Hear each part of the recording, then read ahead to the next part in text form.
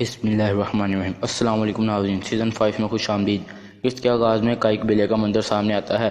Ertugrul صاحب اپنے اتاق میں اپنے کچھ قریبی ساتھیوں کے ساتھ بات چیت میں مصروف تھے۔ پمسی کہتا ہے، میرے سردار، ہمارے گشت والے آدمیوں نے خبر دی ہے کہ کچھ منگول سرحد کے قریب چہل قدمی کر رہے تھے۔ ترغل کہتا ہے کہ وہ غلیظ منگول کئی سالوں سے ہمارے آدمیوں سے مل کر سلطان کے خلاف کھیل کھیل رہے ہیں۔ اب یہ یہاں کیوں آئے ہیں میرے سردار؟ اتنی دیر میں ارطغرل صاحب کہتے ہیں کہ ان کے یہاں آنے کی ہرگز کوئی وجہ ہوگی، ورنہ یہ یہاں نہیں آتے۔ ارطغرل صاحب کہتے ہیں کہ کوزے داب کی جنگ کے بعد ان کی ریاست پر گرفت ہے۔ وہ اناطولیہ میں ہر طرف پھیلے ہوئے ہیں۔ وہ لوگوں کے لیے مسائل پیدا کر رہے ہیں۔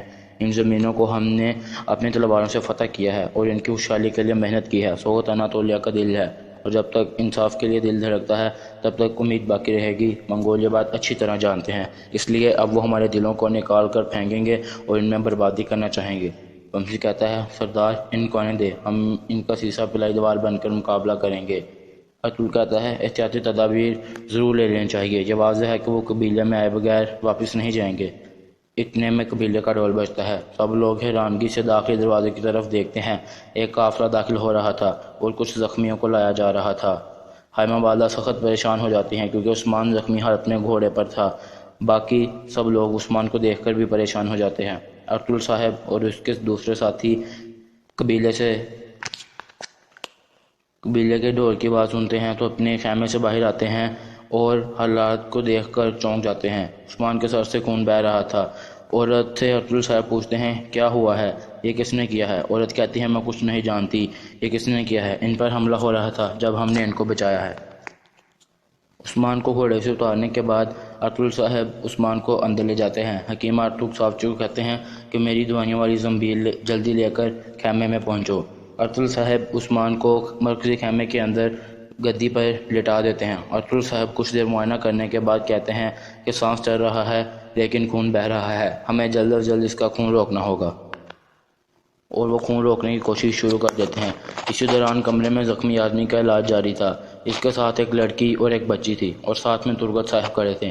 عورت زخم پر پٹی کر رہی تھی، اور زخم پر پٹی کرنے کے بعد وہ باہر چل جاتی ہے۔ پھر ترغت صاحب ان کے پاس بیٹھ کر کہتے ہیں کہ مجھے بڑا افسوس ہے جو بھی آپ کے ساتھ ہوا۔ وہ لوگ آپ سے کیا چاہتے تھے؟ زخمی آدمی کہتا ہے، مجھے نہیں پتا، انہوں نے ہمیں پکڑ لیا اور لے جا رہے تھے۔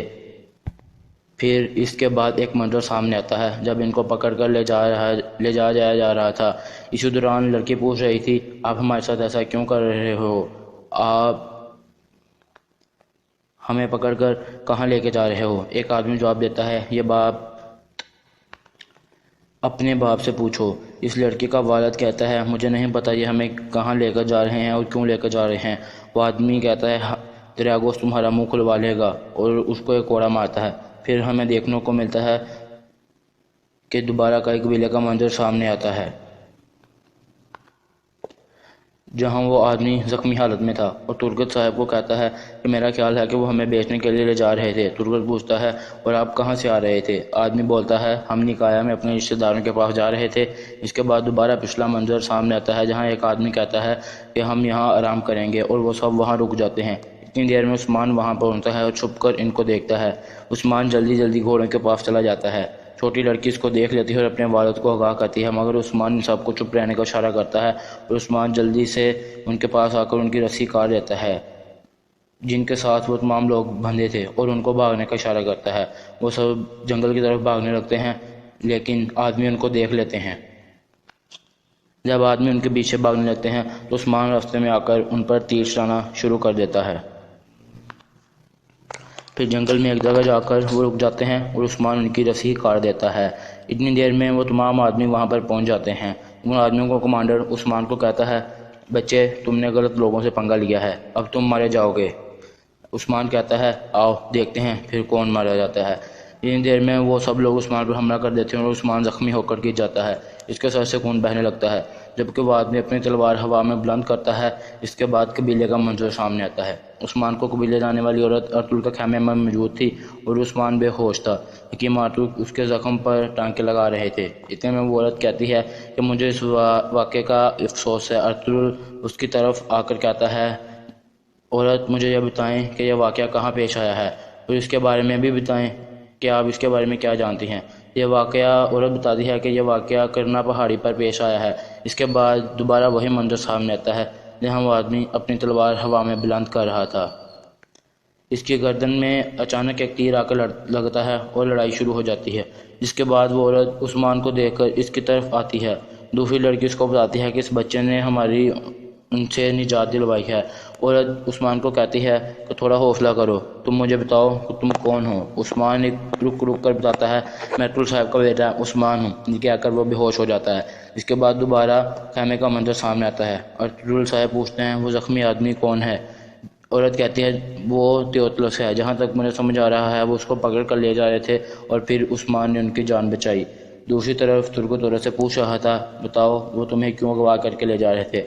لڑکی بتاتی ہے وہ ایک آدمی دریاگوز کا نام لے رہے تھے، وہ پھر میرے بابا کو کہہ رہے تھے کہ میں تمہیں دریاگوز کے پاس لے کر جاؤں گا اور تم سے سب کچھ اگلوا لے گا۔ ترک کہتا ہے کہ یہ نام میں نے پہلے تو کبھی نہیں سنا۔ ارطغرل کے پاس آپ صبح کے وقت آ کر میرے بیٹے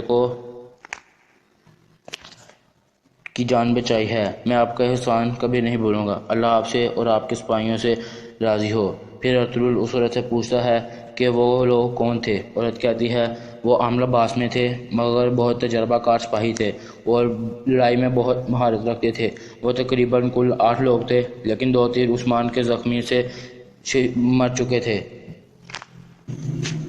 اتنے میں بامسی اندر آتا ہے۔ ارطغرل کہتا ہے کہ یہ واقعہ ترما پہاڑی کے دامن میں پیش آیا ہے، فوراً وہاں جاؤ اور ایک ایک لاش کو دیکھو اور پتہ لگاؤ یہ کون لوگ تھے اور کیا چاہتے تھے۔ یہ بات سن کر بمسی وہاں سے چلا جاتا ہے۔ اس وقت آرتوک صاحب نے عثمان کے سر پر پٹی باندھی تھی اور دوسری طرف کچھ آدمی حملے والی جگہ پر جاتے ہیں اور گھوڑوں سے نیچے اتر کر لاشوں کو دیکھنے لگتے ہیں۔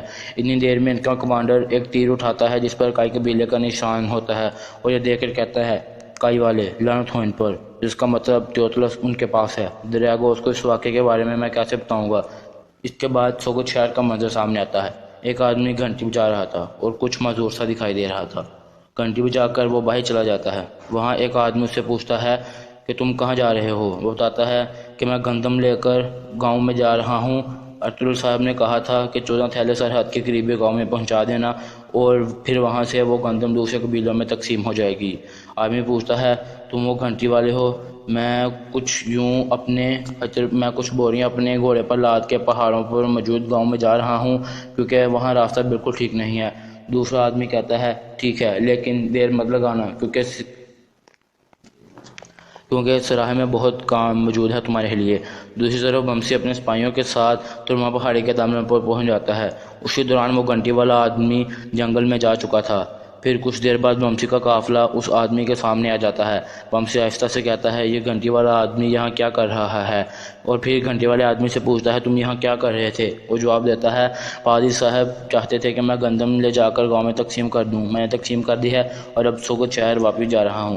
لیکن بمسی کمانڈر صاحب آپ یہاں کیا کر رہے ہیں؟ بمسی جواب دیتا ہے کیا تم نے کسی مشکوک شخص کو یہاں دیکھا ہے؟ کمانڈر کا حکم ہے کہ اگر تم کسی بھی ایسے مشکوک شخص کو یہاں دیکھو تو ہمیں فوراً اطلاع کرو، لیکن جلدی سے جلدی واپس چلے جاؤ کیونکہ یہاں پر بہت سے شیطان موجود ہیں اور وہ تمہیں بھی اپنا شکار بنا سکتے ہیں۔ اس کے بعد بمسی بھی آگے بڑھ جاتا ہے اور پھر کائی قبیلے کا منظر سامنے آتا ہے۔ قبیلے میں خاتون ارطغرل صاحب کے خیمے میں موجود تھی۔ ارطغرل پوچھتا ہے خاتون تم کون ہو اور کہاں سے آئی ہو؟ خاتون کہتی ہے میں چوبان قبیلے سے آئی ہوں اور اپنے بابا کے حکم پر یہاں کچھ سامان خریدنے آئی تھی۔ ہم رات مہمان خانے میں گزاریں گے اور صبح واپس ہوتے ہی چلے جائیں گے۔ ارطغرل اس عورت کو کہتا ہے کہ ہم نے اپنے قبیلے میں شام کو ایک ضیافت کا اہتمام کیا ہے، اگر آپ اس ضیافت میں شریک ہوں گے تو ہمیں بے حد خوشی ہوگی۔ عورت آگے سے جواب دیتی ہے کہ یہ ہمارے لیے ایک شرف ہوگا، ہم ضرور شامل ہوں گے۔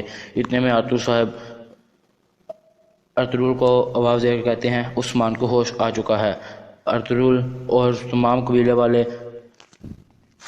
اللہ کا شکر ادا کرتے ہیں۔ ارطغرل عثمان سے پوچھتا ہے تم ٹھیک ہو؟ عثمان کہتا ہے جی ہاں بابا میں ٹھیک ہوں۔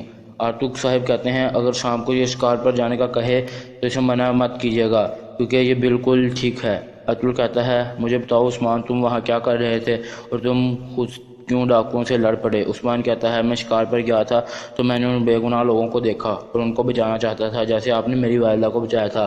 ان خاتون کی مدد سے ہم نے تمام ڈاکوؤں سے نمٹ لیا۔ ارطغرل کہتا ہے آپ خاتون، میں آپ کا احسان کبھی نہیں بھولوں گا۔ آپ نے مجھ پر جو احسان کیا ہے میں اس کا بدلہ نہیں چکا سکتا۔ اتنی دیر میں بمسی لڑائی والی جگہ پر پہنچ چکا تھا اور سب لوگ گھوڑوں سے اتر کر ارد گرد کا جائزہ لیتے ہیں۔ بمسی کہتا ہے کہ یہاں لڑائی ہوئی ہے لیکن لاشیں نہیں ہیں۔ ان لاشوں کو گھوڑوں پر لاد کے لے جایا گیا ہے اور ان کو گھسیٹا گیا ہے۔ اب ہمیں بس یہ جاننا ہے کہ اس کے پیچھے کون ہے۔ چلو ہم قبیلے چلتے ہیں اور یہ ساری خبر جا کر بھائی کو دیتے ہیں۔ دوسری طرف بازنطینیوں کا قافلہ ایک جگہ رک جاتا ہے۔ رکھنٹی والا آدمی ان کے سامنے آ کر رک جاتا ہے اور گھوڑے سے اتر کر ان کی طرف چل پڑتا ہے۔ یہ آدمی اصل میں درگوس تھا تو وہ اپنے ایک کمانڈر سے پوچھتا ہے لائس بتاؤ کیا جو بمسی نے کہا ہے وہ ٹھیک ہے؟ لائس کہتا ہے جی ہاں کمانڈر درگوس۔ بدقسمتی سے وہ آدمی جو جاسوس تھا وہ تیوکلس تھا۔ اور درگوس پوچھتا ہے وہ ان آدمیوں کے ساتھ کیا ہوا جو اسے لے کر میرے پاس آ رہے تھے؟ لائس آگے سے جواب دیتا ہے کہ ان کو کئی والوں نے مار دیا اور جاسوس تیوکلس کو اپنے ساتھ لے گئے۔ اس کا وہاں پر رہنا ہمارے لیے خطرے سے خالی نہیں ہے۔ اگر اس نے کچھ بھی بولا تو آپ کی پہچان سب پر واضح ہو جائے گی اور یہ ہمارے لیے بہت بڑے نقصان کا سبب ہوگی۔ دراگوس لائس کو کہتا ہے کہ تم اپنے بھروسے کا ایک آدمی قبیلے میں بھیجو جو کہ وہاں خرید و فروخت کے ارادے سے جائے اور اس پر کسی کو شک نہ ہو۔ اس کے بعد ہمہ والدہ سب عورتوں سے مخاطب ہو کر کہتی ہیں آج شام کو ضیافت ہے، آپ اچھی طرح تمام کھانے تیار کر دیجئے۔ حافظہ خاتون کہتی ہیں آپ پریشان نہ ہو والدہ، ہم نے شام کی ضیافت کے لیے تمام قسم کے کھانے اچھی طرح